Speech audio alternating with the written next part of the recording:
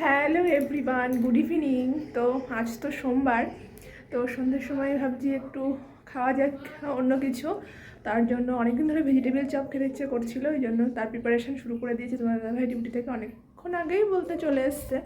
তারপরে সোনার টিফিন করলাম, সোনাকে খাওয়ালাম আর কি। তো এখন আমরা খাবো, যদিও 7:30 বাজে, করতে করতে তো 8টা বাজবেই। যাই হোক, এইসব করতে একটু টাইমও লাগে। চলো তোমাদের সঙ্গে একটু শেয়ার করি। প্রথমে দেখো, এই ভাজা মশলাটা কিন্তু গুঁড়ো করে রেখে দিয়েছি, শুকনো খোলায় আর কি নাড়িয়ে। এদিকে বিস্কুটের গুঁড়ো রেখে দিয়েছি,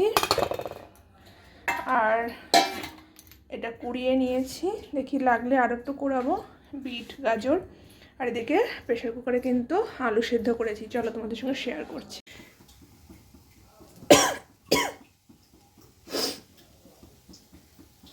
তো দেখো, এটা এখনই কতটা লোভনীয় লাগছে। আমি কিন্তু কড়াইয়ের মধ্যে দিয়ে হালকা আঁচে দিয়ে ভালো করে সব কিছু মিক্সড করে নিচ্ছি।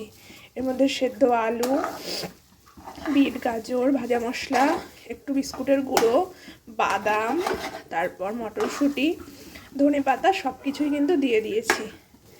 নুন, একটু মিষ্টি, সব কিছু দিয়ে এটা ভালো করে আঠা আঠা করে নিচ্ছি। এটা ঠান্ডা হলে তারপরে আমি কিন্তু রোল মতো করে নেব ছোটো ছোটো।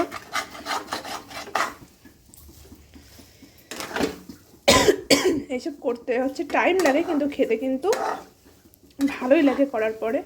এখনও ভাজতে হবে ব্রেড ক্রাম্বসে দিয়ে।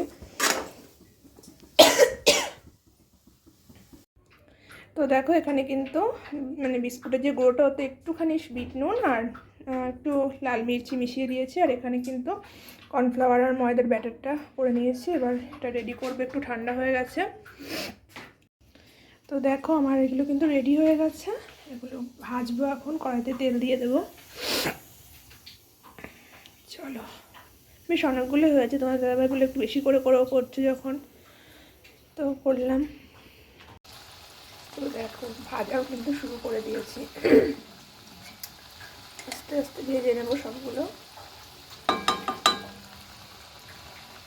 শীতকালে সন্ধ্যা হলে না একটু এইসব ভাজা টাজা খেতে না মন চায়, কিন্তু বাইরে তো সেভাবে বাইরের জিনিস খাওয়া হয় না, যাওয়া হয় না। এই কারণেই কিন্তু বাড়িতে করে নিই। একটু টাইম লাগে, কিন্তু ঘরের তৈরি খাবার একদিক দিয়ে ভালোই, করতে পারলে কষ্ট করে পরিষ্কার হয়, এটাই আর কি। সত্যি কথা বলতে, ছেলে নিয়ে ঠান্ডায় তো সেরকম বেরোনো হয় না, গরমের সময় তাও যেটুকু বেরোনো হয়। এই কারণেই আর কি ঘরেই আয়োজন করি সব কিছু।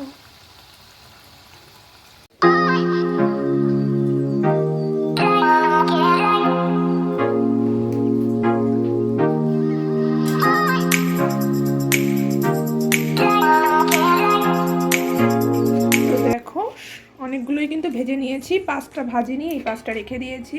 ভাবলাম আজকে এতগুলো খাওয়া ঠিক না, হবে না, কালকে দরকার হয় খাওয়া যাবে সন্ধ্যার সময়। 5টা রেখে দিলাম।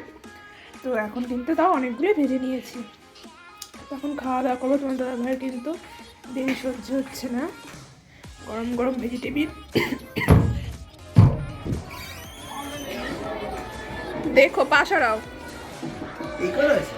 হ্যাঁ, বন্ধ কর, ওটা বন্ধ কর, ফোনটা বন্ধ কর, টিভিটা আসতে দাও। দেরি সহ্য হচ্ছে না নাকি? কেমন হয়েছে বলো? জাস্ট ফাটাফাটি। বাদাম আরো বেশি করে দেবো। ওরে বাবা, যথেষ্ট দিয়েছি।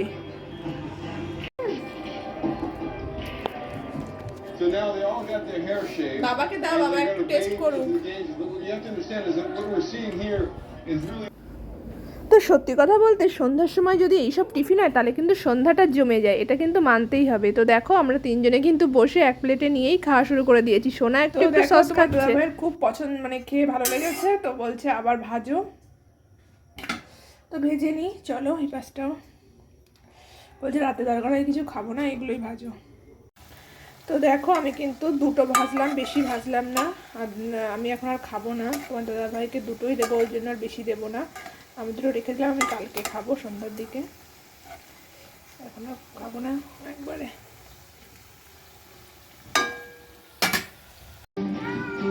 বউ বানায় দিচ্ছে আর কম্বলের নিচে বসে খেতে বেশ ভালোই লাগছে নাকি? হ্যাঁ, টিভি আসতে দাও। একবার দিলাম 5 পিস, তারপরে আবার 2 পিস।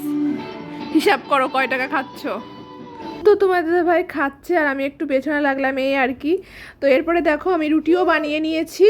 আমি খুব একটা বেশি খাইনি, ওই খেয়ে থাকতে ভালো লাগছিল না এই আর কি, ওই জন্য বেশি খেলাম না।